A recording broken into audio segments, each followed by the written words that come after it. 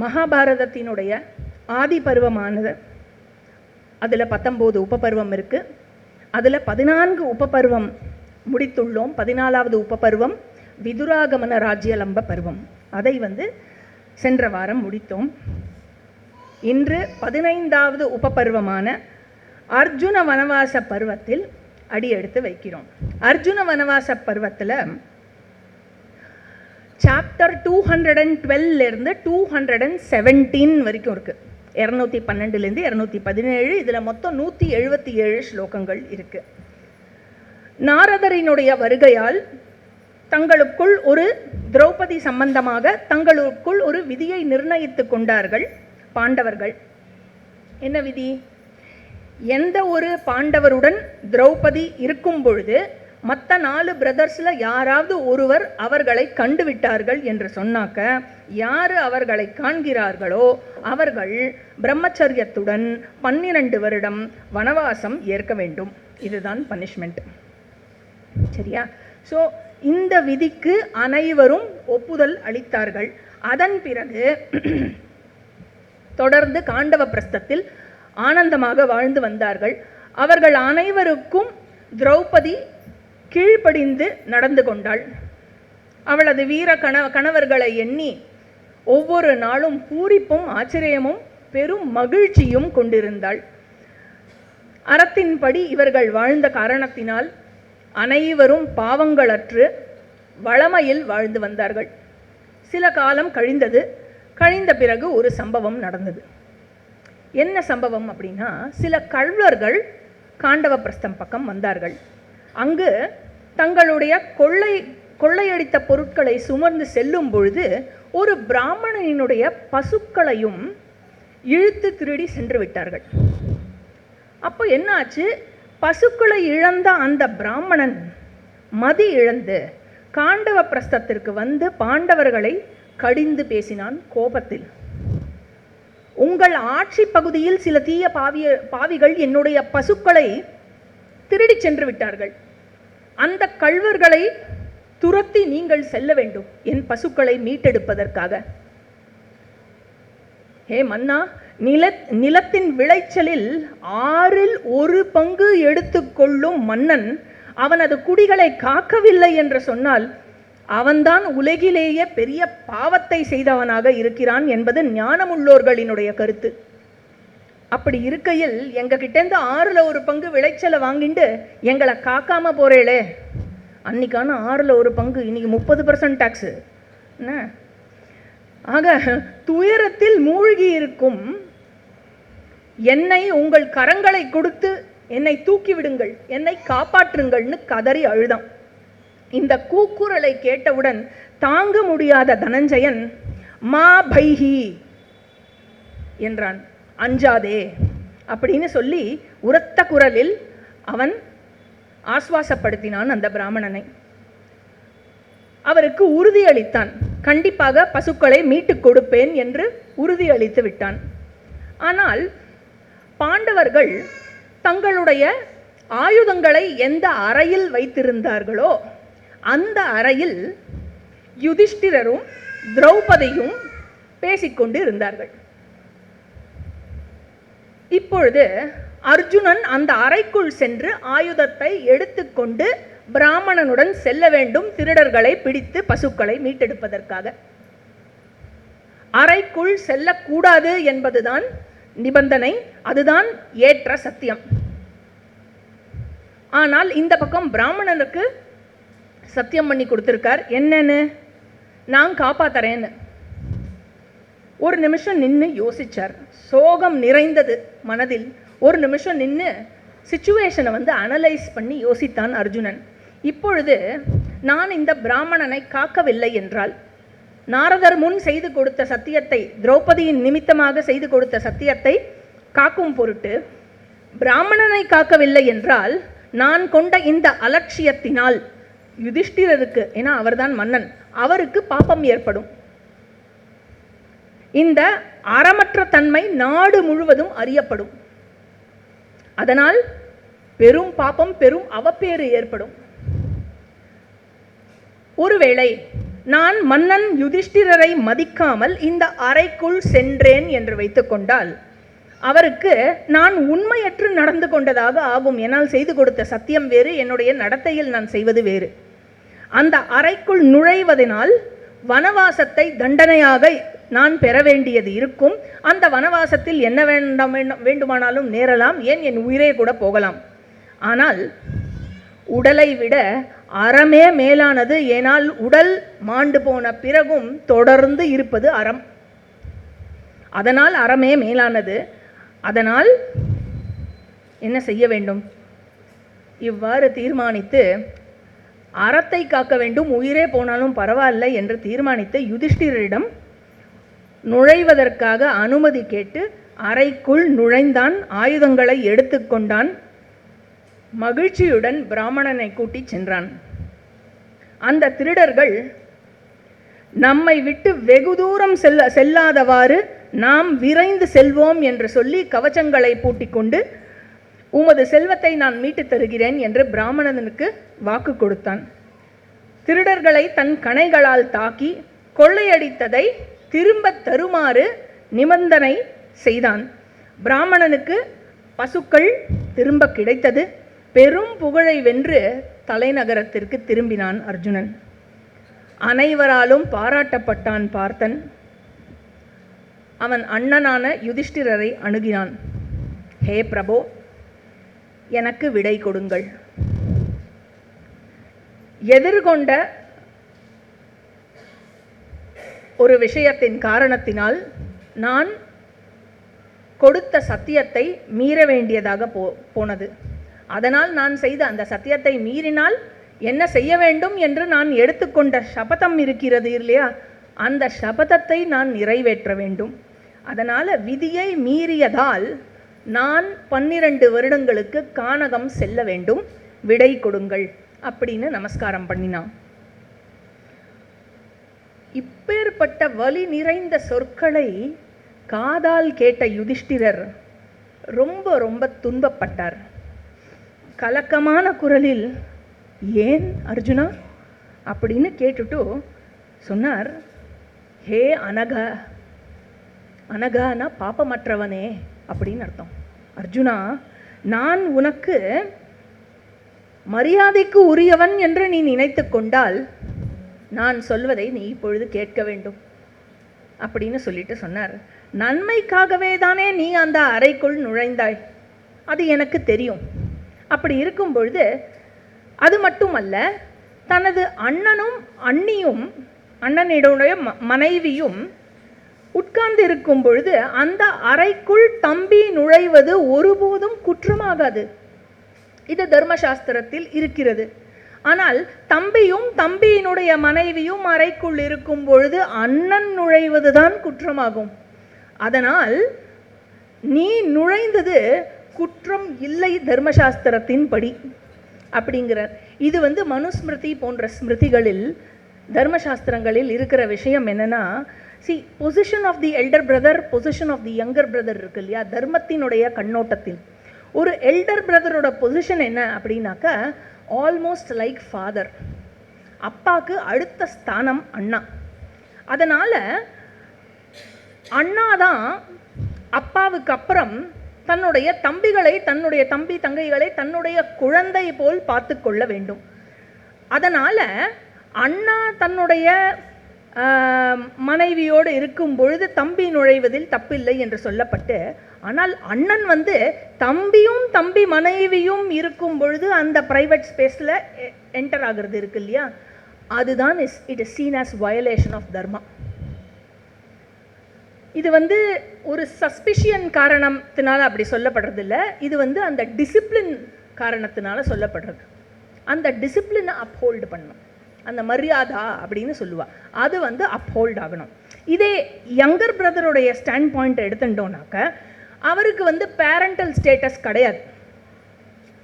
அப்படி இருக்கும் பொழுது எல்டர் பிரதருடைய ஒய்ஃப் யங்கர் பிரதருக்கு என்ன வேணும், அம்மாங்கிற ஒரு பொசிஷன் வருது. தேர்ஃபோர் அப்பா அம்மாவா இருக்கும் பொழுது இந்த யங்கர் பிரதர் உள்ள நுழையிறார் அப்படின்னாக்கா அவருக்கு எல்லா அத்தாரிட்டியும் இருக்குது உள்ள நுழையறதுக்கு.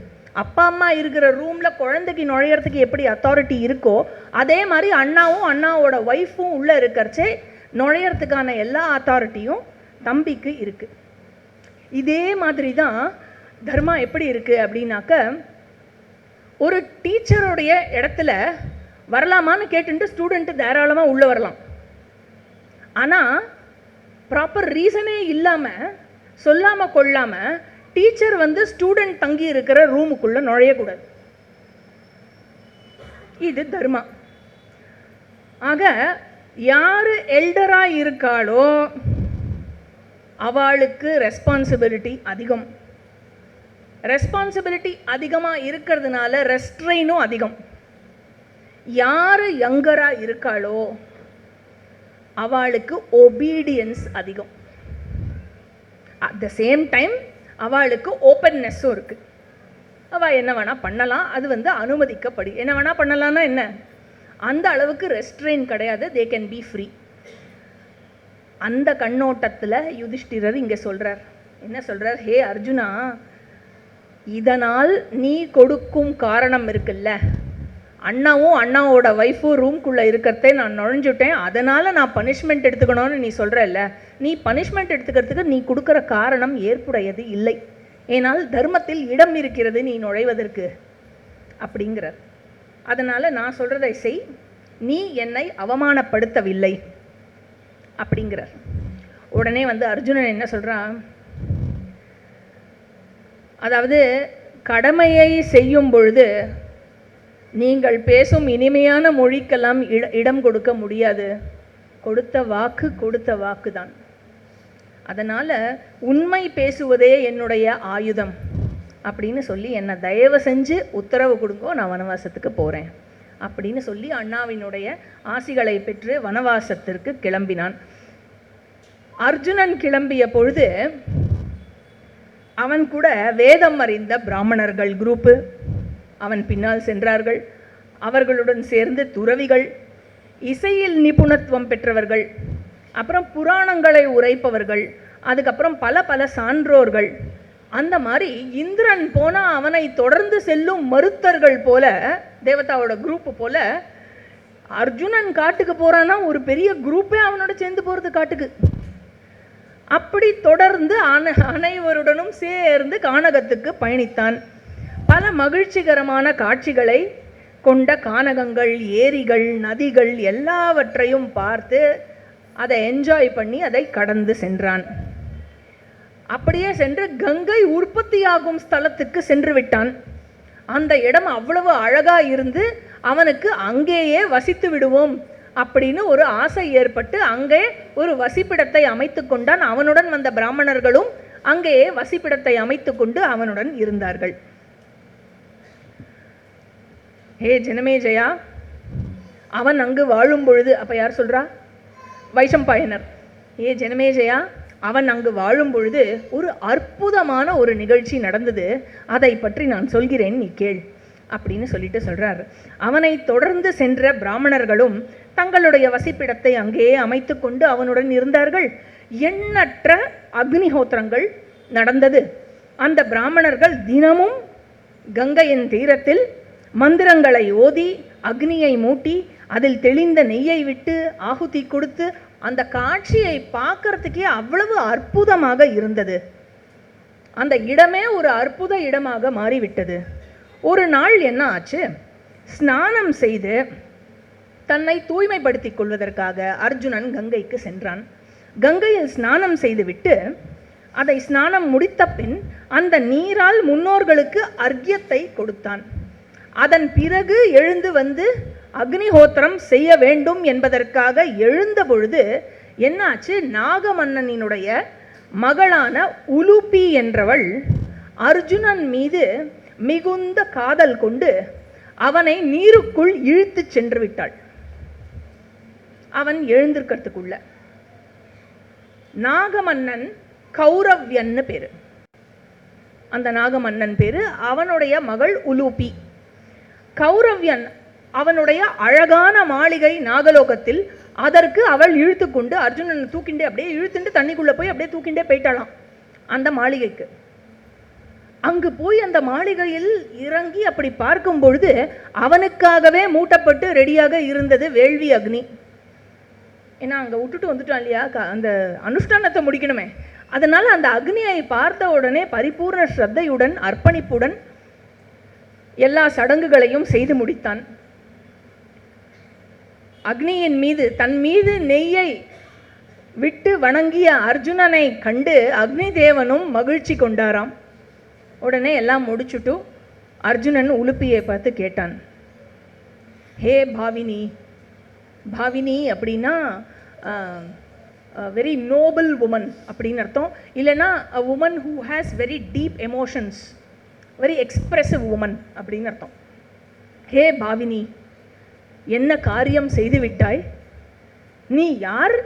இது யாருடைய இடம்? எதற்காக என்னை இங்கு தூக்கி கொண்டு வந்தாய் அப்படின்னு கேட்குறான். உடனே உலுப்பி சொல்கிறான், ஐராவதன் அப்படின்னு ஒரு பாம்பு ஞாபகம் இருக்கா? நம்ம முன்னாடி அந்த பாம்பு கதையில் பார்த்தோம் இல்லை? ஐராவதனினுடைய குலத்தில் வந்த கௌரவ்யன் என்ற நாகராஜனினுடைய மகள் உலுப்பி நான். இளவரசே, உங்களை கண்டதும் காமதேவனின் தாக்கத்தால் மதி இழந்து விட்டேன். அதனால் துன்பத்தில் இருக்கிறேன். நீங்கள் உங்களை கொடுத்து என்னை மனநிறைவு செய்ய வேண்டும் அப்படிங்கிறான். உடனே அர்ஜுனன் சொல்கிறான், ஹே உலுப்பி, மன்னன் யுதிஷ்டிரரின் கட்டளையால் நான் 12 வருடம் பிரம்மச்சரிய விரதம் ஏற்றிருக்கிறேன். நான் நினைத்தவாறு செயல்படுவதற்கு எனக்கு அதிகாரம் இல்லை. நான் உன்னை மனநிறைவு கொள்ளச் செய்ய வேண்டும் என்றால் நான் இந்த பொய்மையிலிருந்து எப்படி தப்பிக்க முடியும் அப்படின்னு கேட்குறான். அப்புறம் I will be braking my promise, அதிலிருந்து நான் எப்படி தப்பிப்பது அப்படின்னு கேட்குறான். உடனே உலுப்பி சொல்கிறா, எனது வேண்டுகோளை நீங்கள் ஏற்பதனால் உங்களுக்கு கண்டிப்பாக அறம் தாழ்வு அடையாது. மேலும் அன்பை வேண்டுமென்று ஒரு பெண் வந்து கேட்கும் பொழுது அதை ஏற்றுக்கொள்ளத்தான் வேண்டும் என்று அறம் அறிந்தோர் அவர்கள் கருத்து சொல்கிறார்கள். நீங்கள் இந்த வழியில் செயல்படாவிட்டால் நான் என்னை அழித்துக் கொள்வேன். எனக்கு வேறு வழி தெரியவில்லை. அதனால் என்னை காப்பாற்றி புகழ் பெறுவீர்களாக அப்படிங்கிறா உலுப்பி. அதாவது இந்த இடத்துல is it not a breach of பிரம்மச்சரிய விரதம் அப்படிங்கிற கொஸ்டின் எழுப்பும் பொழுது உரையாசிரியர்கள்லாம் என்ன சொல்லியிருக்கா அப்படின்னாக்க, அர்ஜுனனுக்கு இது வயலேஷன் கிடையாது இந்த இடத்துல. ஏன்னா நாரதர்கிட்ட அவள் செஞ்சு கொடுத்த ப்ராமிஸோட கான்டெக்ஸ்ட் என்ன? It is context specific to Draupadi, discipline regarding Draupadi இல்லையா, இந்த 12 இயர்ஸ் அப்படிங்கிறது. அதனால் அந்த 12 வருஷத்துக்கு திரௌபதியை பார்க்கவே கூடாது அப்படிங்கிறது தான் ஐடியா, அந்த பிரம்மச்சரியத்தினுடைய ஐடியா. அர்ஜுனன் வந்து சன்னியாசி கிடையாது, க்ஷத்ரியன் தான், கிரகஸ்தன் தான், இன்னும் அக்னிஹோத்திரம் பண்ணிட்டு இருக்கான் இல்லையா. அதனால் இது வந்து கான்டெக்ட் ஸ்பெசிஃபிக்காக புரிஞ்சுக்கிற வேண்டிய விஷயம் அப்படின்னு கமெண்டேட்டர் சொல்லியிருக்கிறது மட்டும் இல்லை. This part of Arjuna's life யாருமே எங்கேயுமே இதை தவறாக சொன்னதில்லை. பெர்மிஷன் வந்துருத்தா? யாருமே வந்து இதை கிரிட்டிசைஸ் பண்ணதில்லை எந்த உரையாசிரியரும் இதுவரை. ஸோ அர்ஜுனன் வந்து உலுப்பி விரும்பியபடி உலுப்பியுடன் சேர்ந்து மறுநாள் சூரியனுடன் தானும் எழுந்தான்.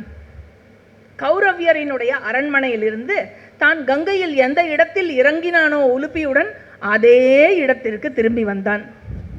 கற்புக்கரசியான உலுப்பி அவனிடம் விடை பெற்று கொண்டு அவனுக்கு ஒரு வரம் அளித்தாள். என்ன வரம் கொடுக்கிறா உலுப்பினா, நீரிலும் நிலத்திலும் வாழும் எந்த ஒரு உயிரினத்தையும் உம்மால் வெற்றி கொள்ள முடியும், எதுவுமே உங்களை வந்து வீழ்த்த முடியாது, இந்த வரத்தை நான் உங்களுக்கு கொடுக்கிறேன் அப்படின்னு மனநிறைவு கொண்ட நாககன்யா வந்து அர்ஜுனனுக்கு வரம் கொடுக்குறா. ஸோ இந்த இடத்துல வராட்டியும் பின்னாடி வரும். அர்ஜுனனுக்கும் உலுப்பிக்கும் ஞாபகம் இருக்கா, பிறந்த மகன் வெரி குட் இராவன், ஒரு பெரிய வீரன், மாபெரும் வீரன். அவன் எப்பேற்பட்ட வீரன் என்று குருக்ஷேத்திர யுத்தத்தில் தெரியும். அப்பேற்பட்ட வீரன் வந்து அர்ஜுனனுக்கு நிகராக அவனுடைய மகன் வந்து அபிமன்யு இருக்கான் அப்படின்னாக்கா இன்னொரு மகன் வந்து இராவன். அப்பேற்பட்ட மகன் அவன். அதை அங்கே பார்ப்போம், பின்னாடி இராவனுடைய செக்ஷனில் பார்ப்போம். இதற்கு பின்பு அர்ஜுனன் தன்னுடன் வசித்து வந்த பிராமணர்களிடம் நடந்தது எல்லாவற்றையும் சொல்லிவிட்டான். ஐயா, இதுதான் நடந்தது, அதனால்தான் ஒன் டே நான் வந்து ஆப்சண்ட்டாக இருந்தேன் அப்படின்னு சொல்லிட்டு அங்கிருந்து அவர்கள் புறப்பட்டு சென்றார்கள். அகஸ்திய வட்ட, அதுக்கப்புறம் அகஸ்திய வட்டங்கிற ஒரு இடத்துக்கு சென்றார்கள். அதுக்கப்புறம் வசிஷ்டருடைய சிகரத்துக்கு சென்றார்கள். அப்புறம் பிருகுவினுடைய சிகரத்திற்கு சென்றார்கள். ஒவ்வொரு இடத்திலும் இருக்கிற எல்லா புண்ணிய தீர்த்தத்திலும் நீராடுவதும் அக்னிஹோத்திரம் செய்வதும் பிராமணர்களுக்கு தானம் கொடுப்பதும் என்று பல நற்காரியங்களை செய்து புண்ணியத்தை வாரி குவித்து கொண்டான் அர்ஜுனன்.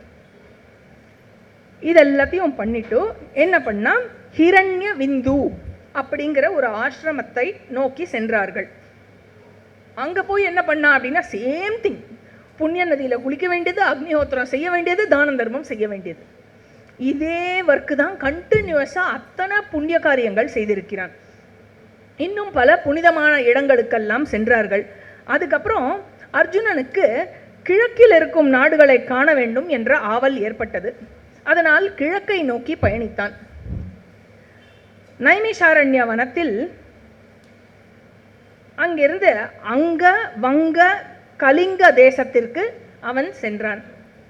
அங்க வங்க கலிங்க, இது இன்னியோட மேப்பில் எங்கே இருக்குன்னா, அங்க தேசம்ங்கிறது இன்னியோட பீகார், வங்க தேசம்ங்கிறது இன்னியோட வெஸ்ட் பெங்கால் அண்ட் பங்களாதேஷ், அன்டிவைடட் பெங்கால். கலிங்க அப்படிங்கிறது ஒடிஷா. இந்த இடங்களுக்கு அவன் பயணித்தான். இந்த இடத்தில் இருக்கிற எல்லா புண்ணிய நதிக்கும் சென்றான், எல்லா கோவில்லையும் தரிசனம் பண்ணான். அப்புறம் எல்லா இடத்துலையும் அவன் அக்னிஹோத்திரம் செய்து எல்லோருக்கும் தானம் கொடுத்து எல்லா நற்காரியங்களும் செய்தான். கலிங்கத்துடன், இந்த இடம்லாம் போயிட்டு அங்க வங்க போயிட்டு கலிங்க வரும்போது கலிங்கத்துடன் பிராமணர்கள் எல்லோரும் விடை பெற்று கொண்டு அவர்கள் சென்று விட்டார்கள். சில பணியாட்கள் மட்டும் அர்ஜுனனுடன் தொடர்ந்து சென்றார்கள் அங்கிருந்து வனவாசத்தில். அதனால பல்வேறு நாடுகளையும் நதிகளையும் மலைகளையும் கடந்து சென்று வந்தான். துறவிகள் நிறைந்த மகேந்திர மலைக்கு வந்தான். மகேந்திர பர்வதத்தை கண்டான். அதுக்கப்புறம் அங்கிருந்து கடற்கரை வழியாக நடந்து வந்து மணிபுரம் என்ற ஒரு நாட்டை அடைந்தான். இந்த மணிபுரம்ங்கிற பகுதி இருக்கு இல்லையா, இந்த பார்ட் ஆஃப் அர்ஜுனனோட லைஃப், இந்த பகுதி மகாபாரதத்தில் இருக்கிறது. இதை கொண்டுதான் தென்னக அடைவுகளில் அல்லி ராஜ்யம்ங்கிற காவியமானது சித்தரிக்கப்பட்டுள்ளது. அல்லி ராஜ்யம், அல்லி அரசாணி மாலை அதெல்லாம் இருக்கும் இல்லையா, அது வந்து சித்தரிக்கப்பட்டுள்ளது. அதில் என்ன சொல்லியிருக்கு அப்படின்னா, இந்த மணிபுரம் அப்படிங்கிற நாடு பாண்டிய நாடு அப்படின்னு சொல்லியிருக்கு. ஸோ அவன் மணிபுரம் எனப்படும் பாண்டிய நாட்டுக்கு வந்து சேர்ந்தான். அன்றைக்கு மணிபுர நாட்டினுடைய அரசனாக இருந்தவன் சித்திரவாகா என்று பெயர். அந்த சித்திரவாக அரசனுக்கு ஒரு பெண் இருந்தாள். அவள் பேரு சித்ராங்கதா என்று பெயர். அர்ஜுனன் அவளை எங்கேயோ பார்த்துட்டான் போல இருக்கு. அவளை ரொம்ப பிடிச்சி போயிடுத்து நேர அரசனிடம் சென்று உங்கள் பெண்ணை எனக்கு கொடுங்கள் என்று மன்னனிடம் கேட்டான். அதற்கு சித்திரவாக கேட்டார், நீ யாருடைய மகன், நீ யார், என்ன கோலோங்கன்னு கேட்டார். உடனே அர்ஜுனன் சொன்னான், நான் குந்தியினுடைய மகன் அர்ஜுனன் அப்படின்னு சொன்னார். உடனே சித்திரவாகக்கு ரொம்ப சந்தோஷம். சித்திரவாக என்ன சொன்னார், இதில் ஒரு என்ன விஷயம் இருக்குது அப்படின்னாக்க, எங்களுடைய குலத்தில் பிரபஞ்சன அப்படிங்கிற ஒரு மன்னன் இருந்து வந்தான். யார் சொல்கிறா? சித்திரவாக சொல்கிறார். பிரபஞ்சன என்ற ஒரு மன்னன் இருந்து வந்தான். அந்த மன்னனுக்கு பிள்ளையே இல்லாமல் இருந்தது. பிள்ளையே இல்லாமல் இருந்த பொழுது அவர் தீவிர நோன்புகளை நோற்றான். பிள்ளையை பெறுவதற்காக யாரை நோக்கினா, பினாகபாணியை நோக்கி தீவிர நோன்புகளை நோற்றான். அவரை மனநிறைவு கொள்ள செய்து அவரும் பிரசன்னமானார். அவனுக்கு என்ன வரம் வேண்டும் என்று கேட்டால், அவன் பிள்ளை வரம் வேண்டும் என்று சொல்லும் பொழுது அவர் வந்து என்ன வரம் அளித்தார் என்றால், உன்னுடைய குலத்தில் இருப்பவர்கள் எல்லோருக்கும் ஒரு பிள்ளை பிறக்கும் அப்படின்னு சொல்லிட்டார். அந்த வரத்தின் காரணமாக எங்கள் குலத்தோர் எல்லோருக்கும் ஒரே ஒரு குழந்தை தான் பிறந்தது. இதுவரை எல்லோருக்கும் மகன் பிறந்து வந்தான். எனக்கு மட்டும் மகள் பிறந்து விட்டாள். அதனால ஆண் வாரிசே எனக்கு இல்லை, எனக்கு அடுத்து ராஜாவா யாருமே இல்லை. அதனால் என்னுடைய மகளையே நான் மகனாக பார்க்கிறேன். அதனால நான் என்ன பண்ணேன், சடங்குகள் செய்து, அதாவது புத்திரிகா அப்படின்னு ஒரு சடங்கு இருக்கு. புத்திரிகா சடங்கு எதற்கு அப்படின்னாக்க, ஆண் வாரிசு இல்லை என்று சொன்னால் இந்த புத்திரிகா சடங்கு பண்ணியாச்சு அப்படின்னு சொன்னாக்க, அந்த பெண் மூலமாக பிறக்கும் பேரன் இருக்கான் இல்லையா, அந்த பேரன் வந்து தன்னுடைய மகனாக ஆகிவிடுவான், தன்னுடைய வாரிசாக ஆகிவிடுவான். அந்த சடங்கு அந்த மாதிரி நான் புத்திரிகாவா பண்ணிட்டேன். அதனால புத்திரிகா பண்ணதுனால என் பெண் மூலமாக பிறப்படும் மகன், அவ யாரை கல்யாணம் பண்ணிட்டு பிள்ளை பிறக்கிறானோ அந்த பிள்ளை வந்து என்னுடைய வாரிசா ஆகிவிடுவான், அவன்தான் எனக்கு அடுத்து அரியணை ஏறுவான். அதனால இதற்கு நீ ஒப்புதல் அளிப்பது இருக்குல்ல, இந்த ஒப்புதல் தான் என் மகளினுடைய கரத்தை பிடிப்பதற்கான கன்யா சுல்கமாக நீ கொடுக்க வேண்டும். என்ன ஒப்புதல்? உனக்கும் அவளுக்கும் பிறக்கிற மகனை என்னுடைய மகனாக நீ எனக்கு கொடுத்து விட வேண்டும். இதுதான் அந்த ஒப்புதல். இதை நீ கொடுத்தால் என் மகளை மணக்கலாம் அப்படின்னோடனே அர்ஜுனன் அப்படியே ஆகட்டும் அப்படின்னு சொல்லி அங்கேயே சித்ராங்கதாவை மணந்து 3 வருடங்கள் வசித்தான். இளவரசியை திருமணம் செய்து கொண்டு சந்தோஷமாக இருவரும் இருந்தார்கள். பிறகு 3 வருஷத்துக்கு கழித்து திருப்பி ஊர் சுத்தலை தொடங்கினான். புண்ணிய நீர்நிலைகள் தெற்கு கடற்கரை அந்த இடத்துக்கு சென்றான். எல்லா நீர்நிலைகளும் அங்கே வந்து சேர்றது இல்லையா, இதில் இந்த பக்கம் சிந்து சாகரில் கலக்கிற நதிகள், இந்த பக்கம் கங்கா சாகரில் கலக்கிற நதிகள், எல்லா நதிகளும் சேர்ந்து தெற்கு கடற்கரையில் கலக்கிறது இல்லையா. அதனால் அப்பேற்பட்ட புண்ணிய தீரம் அது. அங்கே வந்து அவன் சென்றான். அங்கே பல துறவிகள் வசித்து வந்தார்கள். அங்கே 5 நீர்நிலைகள் தவிர்க்கப்பட்டிருந்தன. ரொம்ப அழகாக இருக்குது. 5 லேக் மாதிரி, 5 பெரிய பெரிய ஏரி மாதிரி இருக்குது, பாண்டு மாதிரி. அது வந்து தவிர்க்கப்பட்டவை, அங்கு செல்லக்கூடாது அப்படின்னு சொல்லி வச்சிருந்தா. அது என்னென்ன இடம் அப்படின்னா, அகஸ்திய தீர்த்தம், சௌபத்ர தீர்த்தம், பௌலோம தீர்த்தம். ஸோ அகஸ்திய தீர்த்தம், சௌபத்ர தீர்த்தம், பௌலோம தீர்த்தம், காரந்தம தீர்த்தம், பாரத்வாஜ தீர்த்தம். இந்த 5 தீர்த்தமும் அவைகள் தவிர்க்கப்பட்டிருந்தன. அங்கு யாவரும் வசிக்கவில்லை என்பதை கண்டு இந்த அர்ஜுனன் வந்து இவைகள் ஏன் தவிர்க்கப்பட்டிருக்கின்றன என்று அந்த துறவிகளிடம் கேட்டான். அங்கே துறவிகள் சொல்றா, அங்கே குளிக்க வருபவர்களை, அங்கே குளிக்க செல்லும் துறவிகளை இழுத்து கொண்டு அது சென்று விடுகிறது. அதுக்கப்புறம் அவளை காணவே காணும், தே டிசப்பியர். அதனால யாருமே அங்கு செல்வதில்லை, அது தவிர்க்கப்பட்டு இருக்கின்றன. உடனே அர்ஜுனன் என்ன செய்தான், அப்படி விலக்கப்பட்டிருந்த அந்த நீர்நிலைகளை காண்பதற்காக அருகில் சென்றான். சென்று சௌபத்ரம் அப்படிங்கிற முனிவரின் பெயரை கொண்டு விளங்கிய அந்த தீர்த்தத்தில் அவன் தன்னை சுத்தப்படுத்திக் கொள்வதற்காக முழுக எண்ணினான். அதில் முங்கவும் முங்கினான். அதில் முங்கியவுடன் அவனுடைய காலை ஒரு பெரிய முதலையானது இழுத்து கொண்டு சென்றது. ஆனால் பெரும் கரபலம் கொண்ட அர்ஜுனன், ஏற்கனவே உலுப்பியுடைய ஆசீர்வாதம் இருக்கே, வரம் இருக்கே, நீர்லையும் நிலத்திலையும் உன்னை யாருமே ஜெயிக்க முடியாது அப்படின்னு பெரும் கரபலம் கொண்ட அர்ஜுனன் என்ன செய்தான், அந்த முதலையை தரதரவென்று இழுத்து கொண்டு கரையில் எடுத்து போட்டான். கரையில் எடுத்து போட்டவுடன் அது ஒரு அழகான கன்னிகையாக மாறியது. போச்சுடா. உடனே வந்து அவன் அவளை பார்த்துட்டு கேட்குறான், நீ யாரு அப்படின்னு கேட்குறான். நீ எதற்காக இந்த நீர்நிலையை அதிகாரம் செய்து கொண்டு இருக்கிறாய் அப்படின்னு கேட்குறான். இப்படி இங்கே குளிக்க வரவாழ எல்லாரையும் இப்படி தான் கடிச்சு கடிச்சு சாப்பிட்டு இருக்கியா, நீ எவ்வளோ பெரிய பாவத்தை செய்கிறாய் தெரியுமா அப்படின்னு கேட்குறான் அந்த பொண்ணுக்கிட்ட. உடனே அந்த பொண்ணு சொல்கிறா, என் பெயர் வர்கா. மறக்கவே முடியாது. என் பெயர் வர்கா, நான் ஒரு அப்சரஸ், குபேரனுக்கு ரொம்ப பிரியமானவள் நான். என்னுடன் 4 தோழிகள் இருந்தார்கள். நாங்கள் 5வரும் சேர்ந்து சென்று கொண்டிருக்கும் பொழுது ஒரு நாள் வழியில் தவத்தில் இருக்கும் ஒரு பிராமணனை கண்டோம். இளம் வயது பிராமணனாக இருந்தார். அவரை பார்த்தவுடன் அவர் தவத்தை கலைக்க வேண்டுமே என்று 5 பேருமாக சேர்ந்து என்னெல்லாமோ முயற்சித்தோம் அவர் தவத்தை கலைப்பதற்காக. ஆனால் அவர் மிகவும் உறுதியாக இருந்தார். எங்கள் மீது கோபம் கொண்டு எங்களை சபித்து விட்டார்.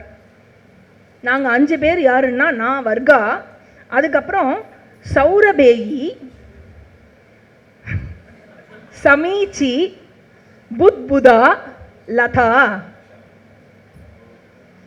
அதனால இந்த 5 அப்சரஸ். நாங்கள் அவரை மயக்க முயற்சித்து எங்களுடைய ஃபெயிலியரில் கடைசியில் என்னாச்சு, அவர்கிட்ட சாபத்தை வாங்கி கட்டிண்டோம். அவர் என்ன சபித்து விட்டார் எங்களை அப்படின்னா, முதலைகளாக மாறி 100 வருடத்துக்கு நீர்நிலையில் அதிகாரம் செய்வீர்கள் நீங்கள் என்று சபித்து விட்டார். உடனே எங்களுக்கு புத்தி தெளிந்து விட்டது. அதனால் அவரிடம் கெஞ்சி கேட்டோம். அழகினாலும் இளமையினாலும் கர்வம் கொண்டு நாங்கள் இவ்வாறு நடந்து கொண்டு விட்டோம். ரொம்ப ரொம்ப தப்பு.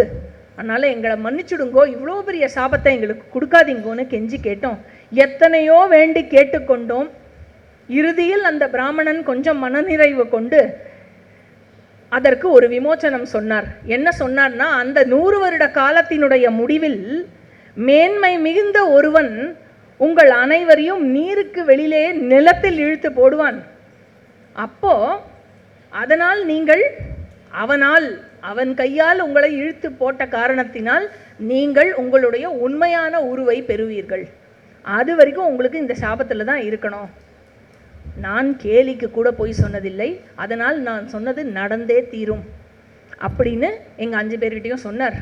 இருந்தாலும் 100 வருஷத்துக்கு முதலையா மாற வேண்டியது இருக்கே, இது நடக்குமோ நடக்காதோன்னு மனசில் ஒரு ஏக்கத்தோட இப்படி பண்ணிட்டோமே அப்படின்னு ரொம்ப ஃபீல் பண்ணி தலையை குனிஞ்சு நடந்து வந்துட்டே இருக்கிறச்சேயே நாரதர் எங்க முன்னாடி வந்தார்.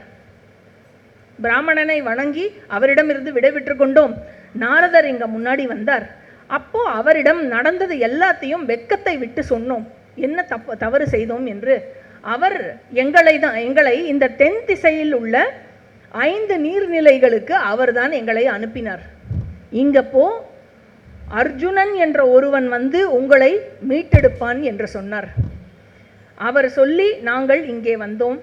உம்மால் நாங்கள் சாபத்திலிருந்து விடுவிக்கப்பட்டோம். நான் என் ஒருத்தியை விடுவிச்சல, இன்னும் 4 பேர் பாக்கி இருக்கா. இதே மாதிரி எல்லா ஏரியிலையும் இறங்கினேன்னா உங்களை பிடிச்சிப்பா, நீங்கள் இழுத்து வெளில போட்டேன்னா அவளுக்கு சாப விமோச்சனம் கிடைக்கும் அப்படின்னு அவர் கேட்டுக்கொண்ட காரணத்தினால் அர்ஜுனன் பாக்கி 4 கூட அதே மாதிரி விடுவித்தான். அதுக்கப்புறம் வைஷம்பாயனர் சொல்கிறார், ஹே ஜனமேஜயா, அனைவரையும் சாபத்திலிருந்து விடுவித்து அர்ஜுனன் அவர்களிடமிருந்து விடை பெற்றான். இவர்களிடமிருந்து விடை பெற்றவுடன் ரொம்ப நாள் ஆயிடுத்து வைஃப் அங்கே விட்டுட்டு வந்தோமே, சித்ராங்கதாவுடைய ஞாபகம் வந்தது. கர்ப்பிணியாக இருந்தாள். அவன் விட்டு வரும்பொழுது குழந்தை பிறந்திருக்குமே அப்படின்னு சொல்லிட்டு சித்ராங்கதாவை காண்பதற்காக மணிப்புரத்துக்கு மீண்டும் சென்றான். அங்கு போனால் சித்ராங்கதா ஒரு அழகான ஆண் குழந்தையை பெற்றிருந்தாள். அவனுக்கு அர்ஜுனன் பப்ருவாகனா என்று பெயர் வைத்தான். ராஜா சித்திரவாகனிடம் குழந்தையை கொடுத்து என்னுடைய கடனை நான் தீர்த்து விட்டேன், கொடுக்க வேண்டிய கன்யா சுல்கத்தை கொடுத்துட்டேன் அப்படின்னு சொல்லிட்டு சித்ராங்கதா கிட்ட சொல்கிறான். உன்னை நான் வந்து சீக்கிரமாக நீ வந்து இந்திரபிரஸ்தம் வந்து நீ என்னை பார்க்கலாம். நீ வந்து அவர்களெல்லாம் என்னோடய ஃபேமிலியில் அண்ணாலாம் இருக்கா, அண்ணா தம்பி எல்லாம் இருக்கா, அம்மா இருக்கா, எல்லாரையும் பார்த்து திரௌபதி இருக்கா, எல்லாரையும் பார்த்து எல்லாரும் உன்னை பார்த்து சந்தோஷப்படுவா, நீயும் எல்லாரையும் பார்த்து சந்தோஷப்படலாம். வெரி சூன் யுதிஷ்டிரர் வந்து ராஜசூய யாகம் செய்ய போகிறார். அந்த யஜ்ஞத்துக்கு மற்ற எல்லா ராஜாவும் வரப்போறா. அந்த ராஜாக்களோட உங்கள் அப்பாவும் வருவா. அதனால் அங்கே வந்து யுதிஷ்டிரனுடைய சேவைக்கு இந்த அனைத்து மன்னர்களும் வரும்பொழுது அப்பா கூட நீயும் வா. நீயும் இந்திரபிரஸ்தம் வந்தேன்னா அங்கே எல்லோரையும் நீ பார்ப்பதற்கு ஒரு வாய்ப்பு இருக்குது. நன்னா ஞாபகம் வச்சுக்கோ சித்ராங்கதா, பப்ருவாகனனுடைய ரூபத்தில் இங்கு உலவுவது என்னுடைய உயிர்தான். அதனால் இவனை தர்மப்படி உன்னுடைய தந்தையாகிய சித்திரவாகனனுக்கு கொடுத்தாலும் அவன் ஷரீரத்தால் பூரு வம்சத்தை சேர்ந்தவன். அதனால் அவன் எங்கு இருக்கிறானோ அங்கு உள்ளோருக்கு அவன் ஆனந்தத்தையே கொடுப்பான். அப்படின்னு சொல்கிறார். அதனால் என்னை பிரிந்து இருப்பதில் துக்கத்தில் வாடி போகாமல் மகனை நல்லபடியாகவும் கவனத்துடனும் வளர்ப்பாயாக அப்படின்னு சொல்லிட்டு அர்ஜுனன் வந்து சித்திரவாகனன் கிட்ட போய், மாமனார் கிட்ட போய், நான் வந்து கோகரணத்திற்கு போகிறேன் அப்படின்னு சொல்லிட்டு அவரிடம் இருந்து விடை பெற்று அவன் புறப்பட்டான்.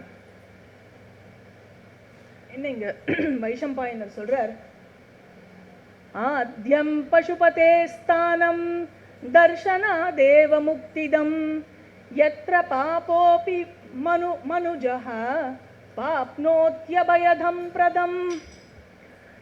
என்ன சொல்றார், அவன் சென்ற அந்த இடம், அர்ஜுனன் எந்த இடத்துக்கு சென்றானோ அந்த இடம் பகவான் சங்கரரின் ஆதிஸ்தானமாக இருப்பது.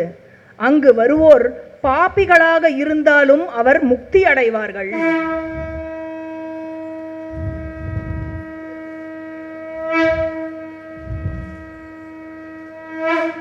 சோமநாத். ஆக புனிதமான இடங்களையும் நீர்நிலைகளையும் கண்டுவிட்டு அர்ஜுனன் பிரபாச க்ஷேத்திரத்தை சென்றடைந்தான். அந்த க்ஷேத்திரத்திற்கு பேரு பிரபாச க்ஷேத்திரம்னு பேரு. அங்க அர்ஜுனன் அவன் வந்த செய்தியை கேட்டவுடன் அவர் வந்து யாரு, கிருஷ்ணர் உடனே ஓடி வந்தார். ஓடி வந்து அவன் இருக்கும் இடத்திற்கு வந்து ஒருவரை ஒருவர் அணைத்து கொண்டு நலம் விசாரித்தார்கள். நரனும் நாராயணனுமாக இருக்கும் அர்ஜுனனும் கிருஷ்ணரும் ரெண்டு பேரும் சேர்ந்து காட்டுக்குள்ள போய் உட்காந்து ரெண்டு பேரும் பேச ஆரம்பிச்சா. பிரபாச க்ஷேத்திரத்திலிருந்து ரைவதகம் அப்படிங்கிற மலைக்கு அவர்கள் சென்று சில நாட்கள் அங்கு கழித்தார்கள். ரெண்டு பேரும் மலையில தான் டென்ட் எல்லாம் வச்சிருப்பா போல இருக்கு, ராஜாலாம் எல்லா இன்ஃப்ராஸ்ட்ரக்சரும் ரெடியாக இருக்கும் போல இருக்கு. எங்கே திடீர்னு காட்டுக்குள்ளே போகிறா, மலைக்குள்ளே போகிறா, எல்லா இடத்துலையும் இருக்கும் போல இருக்கு. அங்கே வந்து கிருஷ்ணர் என்ன பண்ணியிருந்தார், அந்த ரைவதக பருவத்தில் கலை நிகழ்ச்சிகள், அப்புறம் வெரைட்டியாக உணவு வகைகள் இல்லை, அந்த குஜராத்தி ஸ்டைல் ஃபுட்டு இல்லை, ஆமாம் எல்லா வகையான ஸ்வீட்ஸே வந்து ஒரு 60-70 வெரைட்டி இருக்கும் இல்லையா. அந்த மாதிரி வந்து அந்த மாதிரி நிறையா வெரைட்டி வந்து ஒரு தடவை நாங்கள் ஒரு 20 பேரை கூட்டிகிட்டு என்னுடைய குருநாதர் வந்து எங்களை, நான் ரங்காஜி எல்லோரும் இருந்தோம், எங்களை கூட்டிகிட்டு வந்து காந்தி நகரில் இன்னைக்கு பிரதம மந்திரியாக இருக்கக்கூடிய அன்றைக்கு குஜராத்தினுடைய முதலமைச்சராக இருந்த திரு நரேந்திர தாமோதரதாஸ் மோடி அவர்களினுடைய அலுவலகத்துக்கு கூட்டிகிட்டு போனார். அங்கே வந்து மோடிஜி வந்து அப்பாயின்மெண்ட் கொடுத்துருந்தார், எங்களோட 10 நிமிஷம் மீட் பண்ணுறேன்னு. அதற்கு முன்னாடி சரி 10 நிமிஷம் மீட்டிங் அப்படின்னு போனால் அந்த 10 நிமிஷம் மீட்டிங்காக எங்களுக்கு ஒரு 45 மினிட்ஸ் நின்று உட்காந்து சாப்பிட்ற மாதிரி ஒரு பிரேக்ஃபாஸ்ட் ஏற்பாடு பண்ணியிருந்தார். பார்க்கணும், எதை சாப்பிட்றது, வயத்தில் இடம் இல்லை, எதை சாப்பிட்றது எதை விடுறதுன்னு தெரியல, அப்படி இருந்தது ஒரு புஃபே பிரேக்ஃபாஸ்ட். இது வரைக்கும் கல்யாணத்தில் கூட அப்படி சாப்பிட்டதில்லை, அப்படி ஒரு வரவேற்பு. அப்படின்னு சொன்னாக்க 5000 வருஷம் முன்னாடி கிருஷ்ணர் எப்படி அரேஞ்ச் பண்ணியிருப்பார் இல்லையா. இன்னைக்கு கிருஷ்ணர் ஆண்ட பூமியே வந்து அன்னைக்கு ஆண்டது வந்து நரேந்திர மோடி அப்படின்னா, கிருஷ்ணர் வந்து எப்படி அரேஞ்ச் பண்ணியிருப்பார், ஒரே கலை நிகழ்ச்சி அது இதுன்னு ஒரே பயங்கரமாக அலங்கரிக்கப்பட்ட இடங்கள், ரொம்ப லக்ஸூரியஸாக இருந்தது. உடனே வந்து என்ன பண்ணால் அவரோட வந்து போனால் டைம் ஆகிடுத்து, நைட் டைம் ஆகிடுத்து. உடனே பியூட்டிஃபுல்லாக தங்கத்தாலும் பல ஜுவல்லரி அந்த ஜெம்ஸாலும் அலங்கரிக்கப்பட்ட பஞ்சு மெத்தை, அதை பார்த்த உடனே தன்னாளாக நடந்து வனவாசம் பண்ணி அதை பார்த்த உடனே அப்படியே தன்னை கிடத்தி கொண்டான் அர்ஜுனன். பக்கத்துலேயே இருந்தார் கிருஷ்ணரும். கிருஷ்ணர்கிட்ட என்னென்னலாம், ஏன்னா நீங்கள் உங்களுக்கு இந்த எக்ஸ்பீரியன்ஸ் இருக்கா தெரியல, இந்த ஹிமாலயன் இதில் வந்து சுற்றிகிட்டே இருந்தேன், நான் கண்ணை மூடினா திருப்பி மவுண்டன்ஸும் ரிவரும் தான் திரும்பி வரும் கண்ணுக்கு. அந்த மாதிரி அர்ஜுனனுக்கு கண்ணை மூடினா திருப்பி பார்த்த நதியும் மலையும் அந்த ஏரியும் அதுதான் வந்துதான். உடனே பார்த்தது எல்லாத்தையும் அந்த அற்புதத்தெல்லாம் கிருஷ்ணர்கிட்ட ஷேர் பண்ணிகிட்டே இருக்கும் பொழுது அப்படியே தூக்கம் அவனை களவாடி கொண்டு சென்று விட்டதாம். பேசிகிட்டே இருந்தவன் எப்போ நிறுத்தினானே தெரியாமல் தூங்கிட்டானான். அந்த மாதிரி இருந்தார்கள். அங்கே வந்து போஜர்கள், அந்தகர்கள், விருஷ்ணிகள் அனைவரும் அர்ஜுனனை மரியாதையுடன் வரவேற்று அங்கேருந்து துவாரகைக்கு போனால் அங்கே வந்து இவ்வளோ வெல்கம் நடக்குது. துவாரகைக்கு போனதும் எப்படி என்னம்மா வர்ணிக்கிறார் வைஷம்பாயனர். தங்கத்தேரில் கத்தலை எழுந்து ரெடி ஆகிட்டு அர்ஜுனனை பாசத்துடன் அழைத்த கிருஷ்ணருடன் தங்கத்தேரில் ஏறி துவாரகைக்கு கிருஷ்ணர் கூட்டிகிட்டு போனாராம். அங்கே பயங்கர வரவேற்பான் அர்ஜுனனுக்கு. அவனும் பெரியோர்கள் அனைவரையும் வழிபட்டான். கிருஷ்ணருடன் மகிழ்ச்சியாக அந்த மாளிகைகளெல்லாம் சுற்றி பார்த்தான். மாளிகைக்குள் நுழைந்தான், அங்கேயே வசித்தான், பலகாலம் அவருடன் தங்கியிருந்தான். இதோட அர்ஜுன வனவாச பருவம் முடிந்து 16வது உபபருவமான சுபத்ராஹரண பருவம் தொடங்குகிறது. சுபத்ராஹரண பருவத்தில் 2 அத்தியாயம் இருக்கு. 218, 219, மொத்தம் 57 ஸ்லோகம் இருக்கு. இதில் ரைவதக மலையில் விருஷ்ணி அந்தக